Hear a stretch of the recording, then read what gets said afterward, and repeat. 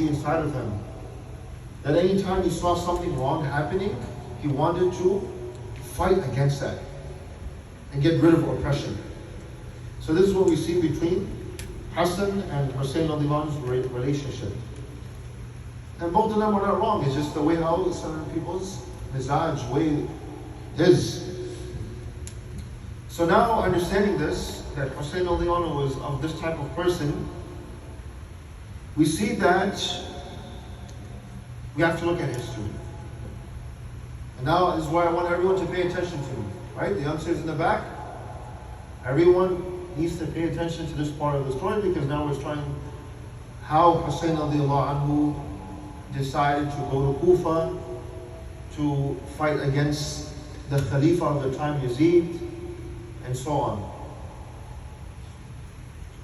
Who are the four Khulafa? Can anyone tell us the four Khulafa?